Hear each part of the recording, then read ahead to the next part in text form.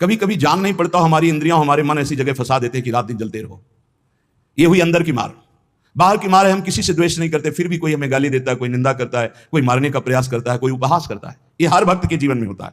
तो श्रीपाद कह रहे हैं दोनों तरह की मार जो सह गया उसका हृदय बन जाता है इस प्रेम रस का रसास्वादन करने के लिए। भगवान देख रहे हैं पर वो चुप रहेंगे। हमारी बात को पकड़ना, जब तक आप परिपक्व नहीं हो जाएंगे तब तक आपको पिटने देंगे। सहो, भगवान आदेश करते हैं, अर्जुन के सामने खड़े हैं, मात्रा स्पर्शास्तु कौन्ते शीतोष्ण सुख दुखदा आगमा पाइनो अनित्यास्तास्ति तिक्षस्व भारत। ये नाशवान है, आने जाने वाले दुख सुख इनको सहो। बड़ी गलती हो जाती है, हम टूट जाते हैं, बाहर की थपेड़ों से अंदर की मार से टूट जाते हैं। इसीलिए हमें भगवदानंद की अनुभूति विलंब से नहीं तो बहुत जल्दी हो जाए। दौड़ पड़ते हैं भगवान जब साधक हर बात चुपचाप सहता रहता है, हर मार सहता रहता है, तो भगवान को फिर देखा नहीं जाता, फिर दौड़ पड़ते हैं और उसके हृदय मंदिर पर प्रकाशित हो जाते हैं, निहाल हो जाता है। श्रीपाद कह रहे हैं हासं भर्त्सं ताड़नादिषु सदा कुर्वन् विषादं नहि ग्रासस्याप्यनुपस्थितौ व्यवहरल्लोकेति मुग्धार भवत्। तुम्हारा उपहास होगा, हंसी तुम्हारी उड़ाई जाएगी, बहुत उड़ाई जाती है। घर परिवार के लोग ही हंसी उड़ाने लगते हैं, मित्रजन ही हंसी उड़ाने लगते हैं, ऑफिस के लोग ही उपहास करने लगते हैं, और ज्यादा हो जाए तो ताड़न भी करते हैं, पीट भी देते हैं। ऐसा होता है, घर परिवार के लोग ही। ऐसे कितने हमारे पास प्रश्न आते हैं कि हमारे परिवार के जन हमारा भारी विरोध कर रहे हैं। हासम भर्त्सन ताड़नादिषु सदा कुर्वन् विषादम नहीं। सदा तुम्हारा उपहास हो रहा है। बहुत कठिन है प्यारे, बहुत कठिन है। प्रवचन कर लेना सरल है, प्रवचन सुन लेना सरल है, सहना बहुत कठिन है। जब बाहर से निंदा हो और अपमान का समय हो और अंदर से इंद्रियां और मन साथ ना दें, फिर सोचो उस उपासक की दशा क्या होगी। उसी समय सत्संग के वचन उसे बचाते हैं। यदि शास्त्र और सत्संग का स्वाध्याय और श्रवण है तो बच जाओगे, नहीं तो मार देंगे अंदर के शत्रु और बाहर के शत्रु। ये परमार्थ बहुत बड़ी वस्तु है, बहुत बड़ी वस्तु, अनंत जन्मों की बिगड़ी बनने वाली है। बस गेम है, थोड़ा सह जाओ, आगे निकल जाओगे, पर बहुत कठिन है। हम इसलिए कह रहे हैं किसी मार्ग पर चल कर बोल रहे हैं। ऐसे पढ़ करके प्रवचन कर लेना अलग है, लेकिन छाती में वार सह के और फिर कदम बढ़ाना, वो आह ही निकलती है। वो प्रभु का बल ही काम करता है। वो आपको गिराने की कोशिश करेगा, उठाने की कोशिश नहीं करेगा। उठा सकते हैं तो महापुरुषों के वचन और भगवान के वचन जो शास्त्र का है, बकाया और कोई नहीं। जब ये पढ़ते हैं तास्ति तिक्षस्व भारत, सह जाए इनको, तो हिम्मत आती है। जो सह गया वही परम पद का अधिकारी हो गया, वही अमृत पद का अधिकारी। हिम्मत बनती, चलो चलो और आगे बढ़ो, सहो।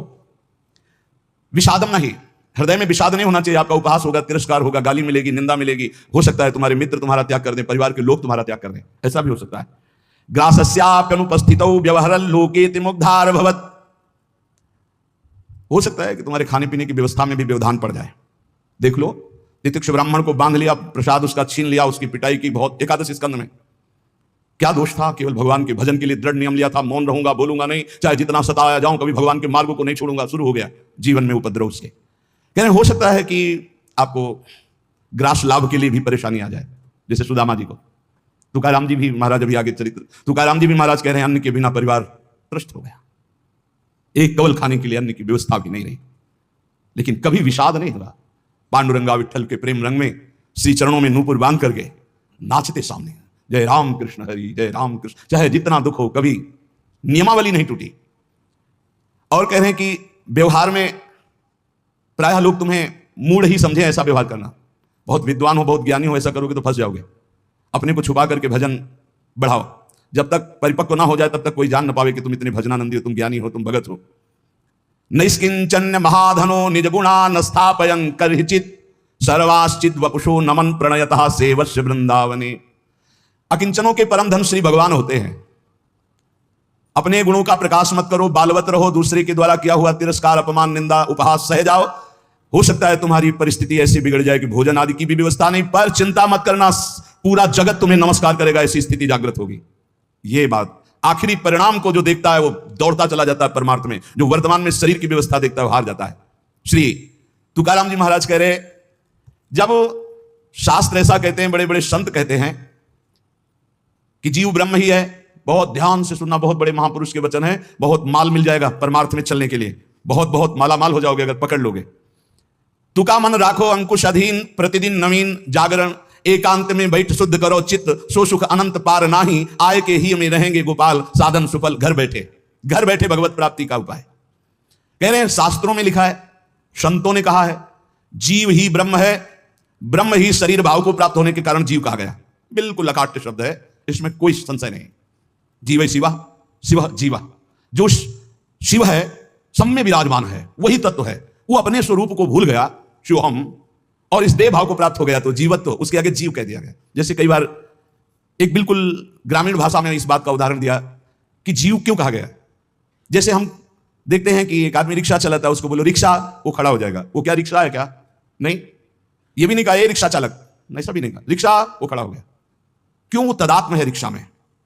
फिर कुछ दिन बाद वो पैसा बढ़ता है, टैक्सी खरीद लेता है, अब उसको बोलो रिक्शा, नहीं खड़ा होगा, टैक्सी, खड़ा हो गया। क्यों? अब वो टैक्सी में तदात्म है। वो टैक्सी नहीं है पर टैक्सी में तदात्म। ऐसे शरीर पांच भौतिक है, स्त्री पुरुष इस शरीर का संबोधन है, उत्तम अधम इस शरीर को लेकर के है। वो सच्चिदानंद तत्व एक निर्विकार अनंत घड़ों में एक ही प्रकाशित हो रहा है। जब जीव, श्री तुकाराम जी महाराज कहते हैं, बहुत आनंद का विषय ये साधक के लिए, जब जीव ब्रह्म ही है, ब्रह्म से भिन्न नहीं है, यदि ये संत वचन सत्य हैं, शास्त्र सिद्धांत सत्य है, संतों का अनुभव सत्य है, तो ये सबको प्रतीत क्यों नहीं हो रहा कि सब ब्रह्मानंद स्वरूप हैं? क्यों नहीं प्रतीत हो रहा? बहुत सुंदर बात है। भगवान सर्वगत हैं, सब में है, समरूप है, बराबर, कमी बेसी नहीं कि चींटी में छोटा भगवान है, हाथी में बड़ा भगवान है। वो आत्मतत्व तो देवता में, ब्रह्मा में, चींटी में, हाथी में, सब में समान है। और जो ऐसा देखता वही ज्ञानी है। विद्या विनय संपन्ने ब्राह्मणे गवि हस्तनी स्वनी चैशोपाके च पंडिता समदर्शिना। जो विद्या विनय संपन्न ब्राह्मण में, गाय में, हाथी में, कुत्ते में, चांडाल में एक ही परमात्मा तत्व को देखता है, वही परम ज्ञानी महात्मा पंडित कहा जाता है। पंडिता समदर्शिना। वो परमात्मा सम है, सर्वगत है, सबके हृदय में है, सब भूतों में है, अर्थात सब जीवों में है। वो सर्वभूतांतरात्मा कहा गया है, वह सर्वव्यापी कहा गया है, वह सर्वसाक्षी कहा गया है। वो जल में है, वो थल में है, वो काष्ठ में है, वो पाषाण में है। कोई जगह खाली नहीं जहां भगवान ना हो। फिर तुम क्यों नहीं देख पा रहे हो कि भगवान है? इतना सुलभ परमात्मा सर्वत्र है, फिर तुम अनुभव क्यों नहीं कर पा रहे? तुकाराम जी प्रश्न कर रहे हैं, तुम क्यों नहीं अनुभव कर पा रहे हो? वह परमात्मा अखंड आनंद स्वरूप है, वह परम पवित्र है, रम्य है, तो तुम सुख के लिए भोगों में क्यों घूम रहे हो? अखंड सुख परमात्मा स्वरूप को क्यों अनुभव नहीं कर रहे हो? सब जीव क्यों नहीं दौड़ पड़ते भगवान की तरफ? जब सुख सिंधु भगवान है तो झूठे सुख माया की तरफ लग के क्यों नहीं दौड़ पड़ते? कौड़ी कौड़ी के लिए रात दिन मरा करते हैं, कहीं भी सुखानुभूति नहीं, चिंता शोक भय अशांति। इस संसार से किनारा काट के क्यों नहीं भगवान को प्राप्त कर लेते? ये भाव नदी बड़ी दुस्तर है, मोह माया रूपी, विषय वासना रूपी ऐसा जल भरा है कि इसको काट कर निकल पाना बड़ा कठिन है। संसार इसी दुख में गोते खा रहा है। सुख समुद्र भगवान में क्यों नहीं? जबकि सबके हृदय में, सबके समीप है, सबके साक्षी, सब रूपों में है, और वही आनंद स्वरूप है, और उन्हीं की हम खोज कर रहे हैं, आनंद समुद्र की। पर क्यों नहीं इस संसार से राग हटा के क्यों नहीं परमात्मा का भजन करते? श्री तुकाराम जी कहते हैं यही सबसे बड़ा आश्चर्य है माया का। यही माया का सबसे बड़ा आश्चर्य है कि आनंद सिंधु भगवान सबके हृदय में है, सब रूपों में विराजमान है। और सही पूछो तो आनंद सिंधु का बच्चा आनंद सिंधु के समीप बिल्कुल है, बस कूदने की जरूरत है। पर वो इधर ना मुड़ करके वो इधर मुड़ा हुआ संसार की तरफ है। जीव ऐसी उल्टी बोली बोलता है कि संतों को उनकी बात सुनकर हंसी आती है। वो उल्टी चाल चलते हैं। भगवान इधर है दाहिने, वो सदैव बाएं चलेंगे, बाई बात वाम मार्ग में चलेंगे। शास्त्र के विपरीत चलना बाएं मार्ग में चलना है। अरे भाई उल्टा बोलना छोड़ दो, उल्टा चलना छोड़ दो, अभी आनंद में डूब जाओगे। अरे पूछो मत, उल्टा बोलना शुरू करे तो कान में उंगली देने लगी बात आ जाए। उल्टा चल रहे हैं, उल्टा बोल रहे हैं, बहुत। और इंद्रियां और मन इतने दुष्ट हैं कि पूछो मत, जरा सी चूक हो जाए नरक में फेंक दें, नरक में फेंक दें। सही मार्ग में आओ। मैं प्रभु का हूं, मैं मुक्त ही हूं, मुझे मुक्त नहीं होना। मैं महान सुखी हूं। किसी के भी पूछने पर मत कहो मैं दुखी हूं। किसी के पूछने पर मत अपनी समस्याएं बताओ। किसी के पूछने पर मत कहो कि मैं ऐसा हूं। नहीं, जैसा बोलोगे वैसे ही सत्य भाव होता चला जाएगा। दुख है लेकिन नहीं, मैं दुखी नहीं, ये मन बुद्धि इंद्रियों का खेल है, मैं सच्चिदानंद भगवान का अंश हूं। निकल जाओगे माया से। सचमुच सचमुच चाबी दाहिने घुमाओगे तो ताला तुम्हारा बंद होता चला जाएगा, बाएं घुमाओगे तो ताला खुल जाएगा। मन के अनुकूल चलोगे तो ताला बंद होता चला जाएगा ब्रह्मानंद का। और मन के प्रतिकूल बाएं घुमा दो अर्थात प्रभु की तरफ, अभी आनंद में डूबे। बड़ा दुष्ट है, बड़ा दुष्ट है मन। ये हम ऐसे नहीं बोल रहे, खूब जांच के बोल रहे हैं, खूब जांच के बोल रहे हैं। ए भाई, कभी मन को दुलार करने में मत फंसना, नहीं किया कराया सब चौपट कर देगा। हमारे शब्द लिख लो, जो मन को दुलार करने में फंस गए, जो मन कहे वही करो, नष्ट हो जाते हैं, बहुत बुरी तरह नष्ट हो जाते हैं। जिधर जा रहे हो वो रास्ता ठीक नहीं है। काम क्रोध लोभ मोह मद मत्सर ठग लगे हुए हैं, सब लूट लेंगे, नरकगामी बना देंगे। और यहां आपसे सच्चे हृदय से कहता हूं, वृंदावन में बैठ के कोई किसी का नहीं। सब अपने सुख के लिए प्यार करते हैं। बात बैठा लो दिमाग में। तुम अगर सोचते हो कि किसी को हम प्यार के द्वारा, दुलार के द्वारा ठीक कर देंगे, संभाल देंगे, तो वो ठीक होगा कि नहीं, लेकिन तुम खराब हो जाओगे, तुम नष्ट हो जाओगे। ये बात हृदय में बैठा लो। सीधे अपने मन को शासन पे लेकर इंद्रियों को भगवान में लगाकर पावन कर लो तो कर लो, नहीं तो बहुत बड़ा माया जाल है, फिसलते चले जाओगे। संसार की तरफ पीठ करो और दौड़ पड़ो भगवान की तरफ। राधा राधा राधा राधा, यही दौड़ना है। ना अगल देखो, ना बगल देखो, ना पीछे देखो, सीधे आगे देखो। राधा राधा राधा, दौड़ते चले जाओ। ये संसार का प्रवाह जहां से प्रकट हुआ है उस उद्गम स्थान पे पहुंचना पड़ेगा। उद्गम मूल स्थान कौन है? श्री कृष्ण। ऊर्ध्व मूल मधासा कामस्तम प्रावरभ्यम। सचमुच सचमुच तुम मुक्त हो, तुम सुखी हो, केवल तुम जानबूझकर अपने आप में बंध गए हो। तुम ब्रह्म स्वरूप हो। तुकाराम जी कहते हैं तुम्हें कोई कठिनाई नहीं भगवत प्राप्ति की। तुम भगवत स्वरूप हो, तुम परमार्थ स्वरूप हो, तुम जीव नहीं हो, तुम अपने संकल्प से बंध गए हो, तुम संकल्प से मुक्त हो जाओगे। मैं बंधा हुआ बहुत नीच हूं, ये वो, रोते रहो, जन्म जन्म रोते रहो, कभी ठीक नहीं होगे। अरे तुम भगवान के स्वरूप हो ऐसा समझकर एक बार हिम्मत कर निकल जाएगा। या कैसे तुम्हें बताएं, बड़े बड़े बुद्धिमानों की बुद्धि में ऐसे अंधेरा फैला करके फंसा ले, उसका नाम माया है। ज्ञानी नामक चेतांसी देवी भगवती हिसाब बलादा कृष्ण मोहाय महामाया प्रेक्षती। कभी भी मन और इंद्रियों के पोषण की वृत्ति साधक न रख लेने तो बहुत उसे पछताना पड़ेगा। कोई उपाय नहीं होता जब बुद्धिमान फंसता है। ध्यान रखना, गंवार फंसता है तो उसको उपाय में भगवान दे देते हैं, लेकिन जब बुद्धिमान फंसता है तो उपाय नहीं देते हैं, सारे उपाय हटा लेते हैं। अब देख अपनी बुद्धि का बल। तब जब चिल्ला के रोता है नाथ, तब कहते हैं ये रास्ता है, निकल, अब मेरी बात मान जा। उपासक तभी फंसता है जब हरि गुरु की आज्ञा का उल्लंघन करता नहीं, कोई फंसा नहीं सकता। ध्यान रखना, पाप पुण्य, विधि निषेध, बंधन मोक्ष, जन्म मरण, इनके चक्र में यदि पिसना है तो पिसो, जाओ संसार के मार्ग में। नहीं तो भाग भाग भगवान की तरफ भाग। अभी समय है, मृत्यु के पहले पहले परमार्थ की यात्रा पूर्ण कर ले, नहीं तो पछताना पड़ेगा। जैसे तोता अपने पैरों को ढीला कर दे, छोड़ दे तो उड़ जाए, वो नलिनी में जो फंसा हुआ है। बंदर चने छुहारे का लोभ छोड़ दे तो सुराही से हाथ निकल जाए। ऐसे ही यदि तू भोगों का लोभ छोड़ दे तो शरीर से मुक्त हो जाए, तोते की तरह तू उड़ जाएगा। अहम और मम ये दो हैं जो तुझे बांधे हुए हैं। देह भाव में पुरुष, मम ये मेरा परिवार, मेरा रुपया पैसा, मेरा सब, यही दो बांधे हुए हैं। तू इस संकल्प को अगर छोड़ पाए, अहम और मम को, तो तू उसी क्षण ब्रह्म रूप है, ब्रह्म रूप है। कौन किसको बांधे है? तुकाराम जी कह रहे, कौन किसको छुड़ाता है? अरे सब संकल्प की माया है। तेरा संकल्प तुझे बांधे, एक ओहम बहुत श्यामा, और तेरा संकल्प ही तुझे मुक्त कर देगा। बहुत श्यामा से एक ओहम। ये मन जैसा संकल्प करता है वैसा ही वो बन जाता है। बहुत सुंदर प्रसंग है साधक के लिए। ये मन जैसा संकल्प कर, मैं कामी, उसी समय मन काम हो गया। संकल्प, कल्पना, संसार, वासना, वृत्ति, मन, माया, ये 7 पर्यायवाची शब्द हैं एक माया के। मन, कल्पना, सारा संसार, वासना, वृत्ति, माया, ये सब एक ही पर्यायवाची शब्द है, इसी का नाम माया है। मन में दौड़ रहे हैं जहां मन जैसे गया, कल्पनाओं में घूम रहे हैं, जिसे कहा जाता है बहुत ज्यादा सोचना, कल्पना करना, ओवर थिंकिंग। संकल्पों में ऐसा कर लूंगा, ऐसा कर लिया है, ऐसा आगे हो जाएगा। वासना, ये भोगा, ये भोग लूंगा। वृत्ति, हर समय रुपया पैसा, संसार का चिंतन। मन संकल्प विकल्प करता रहता है। यही मैं, मूर, तय, तोर, यही एक शब्द है बंधन। यही सब पर्यायवाची शब्दों में इनको कहा गया, संकल्प, कल्पना, संसार, वासना, वृत्ति, मन, माया, लेकिन एक ही है। जीव स्वयं से बंधा है, उसे स्वयं से छूटना होगा, कोई छुटा नहीं सकता। केवल उपदेश दिया जा सकता है, साधन बताया जा सकता है, लेकिन चलना तो आपको ही होगा। अहमता और ममता ये दो हैं जिनसे तुमने स्वयं को बांध रखा है। इनको स्वयं से तुम्हें काटना होगा, तभी तुम मुक्त होगे। जे भी तुम्हारे संकल्प भस्म हुए, उसी समय तुम ब्रह्म स्वरूप प्रकाशित हो जाओगे।